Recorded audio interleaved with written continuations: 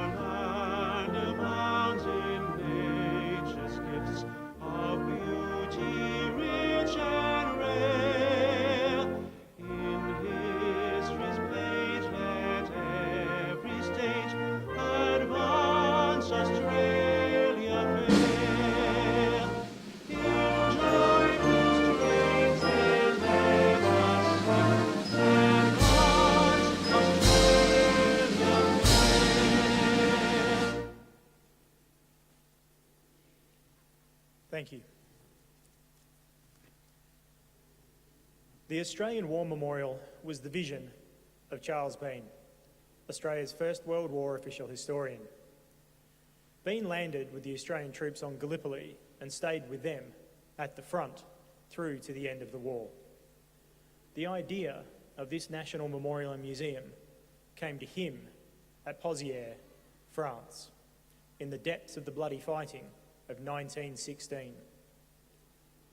Bean's idea was that this would be a place where families and friends could mourn loved ones buried in faraway lands. It would also be a place that could help all Australians understand what these men and women had endured and what they had done for us.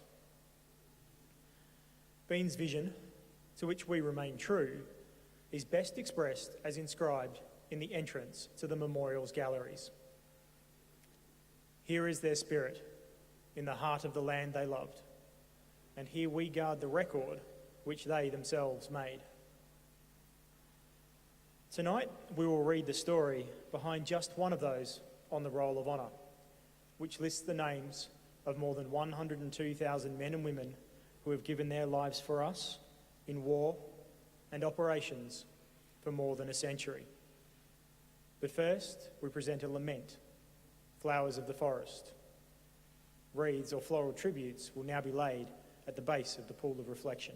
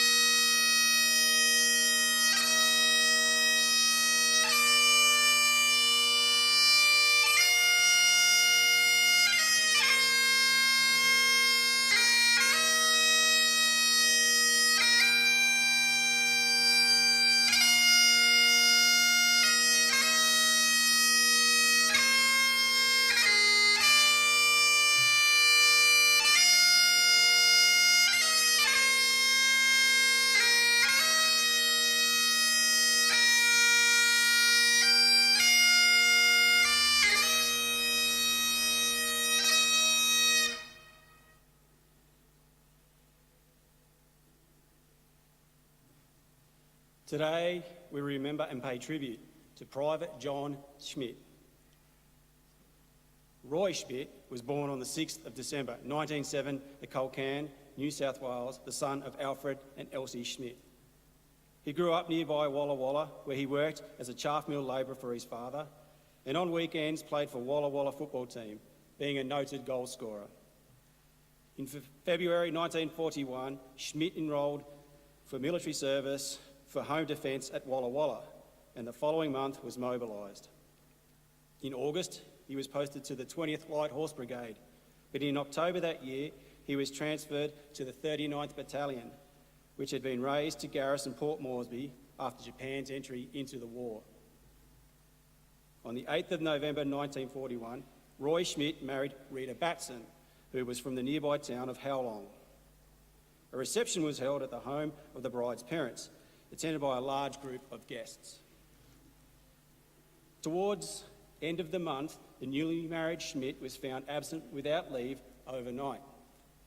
For this perhaps understandable infraction, he received a small fine. On the 27th of December 1941, Schmidt sailed from Sydney, bound for New Guinea. He arrived with the 39th Battalion at the start of January 1942 with little military training. The battalion was initially used for garrison duties and working parties, but soon became victim to inhospitable conditions and the prevalence of disease. In early February, Schmidt was diagnosed as suffering from dermatitis. This was a reoccurring malady that would also see him removed from duty later in the year. In June, when the 39th Battalion was ordered to proceed up the Kokoda Trail to block any possible Japanese overland advance, Schmidt was diagnosed as suffering from dermatitis artifacta, the deliberate and conscious production of self-inflicted skin lesions as the manifestation and reaction to distress. After some time at a convalescence depot, Schmidt returned to duty in late July. After the 39th Battalion's clash with the Japanese forces, the Australians fell back to Kokoda, and on the 29th of July were again forced to withdraw, this time to Daniki. On the 8th of August, the 39th launched a counterattack at Kokoda, but, outnumbered and short of ammunition, fell back after 2 days of fighting. The Australians eventually managed to repel the ongoing Japanese attack, and the 39th returned to Port Moresby in mid-October. The interlude from fighting was brief. Australian forces began pushing the Japanese back towards the beachheads of Buna, Gona and Sanananda. As the retreat of the Japanese forces quickly became a rout, in early November, Schmidt was detached to the New Guinea Force Signals. New Guinea Force was the militia command unit for Australian, Territory of Papua and Territory of New Guinea troops serving in the New Guinea campaign, responsible for planning and directing all operations in the territory. Fierce fighting was continuing along the coast, and on the 21st of December, the 39th moved to Sanananda track.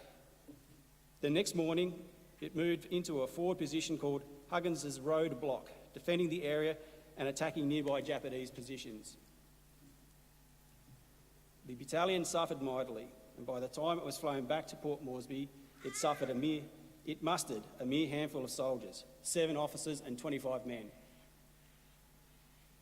Private Roy Schmidt was not among the survivors. He had been killed on the 4th of January 1943. Initially buried near Gona, his remains were later reburied at Port Moresby, Bamana War Cemetery, where they lie today under the inscription chosen by his grieving family, "To dearly love, to ever be forgotten." Roy Schmidt was 25 years old. His name is listed on the Roll of Honour to my left, among almost 40,000 Australians who died while serving in the Second World War. His photograph is displayed beside the pool of reflection. This is but one of many stories of service and sacrifice told here at the Australian War Memorial. We now remember Private Roy John Smith, who gave his life for us, for our freedoms and the hope of a better world.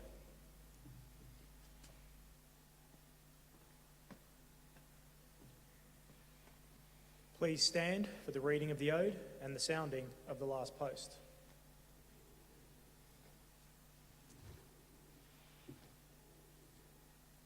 They shall grow not old, as we that are left grow old. Age shall not weary them, nor the years condemn. At the going down of the sun, and in the morning, we will remember them. We will remember them.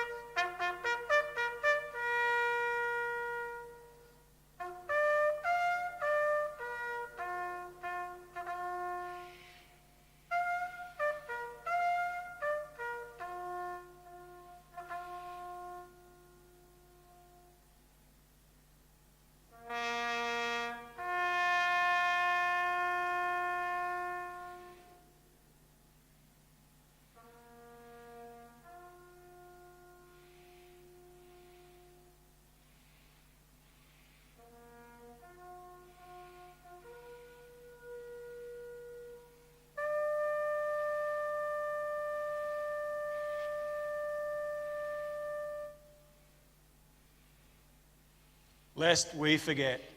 Lest we forget.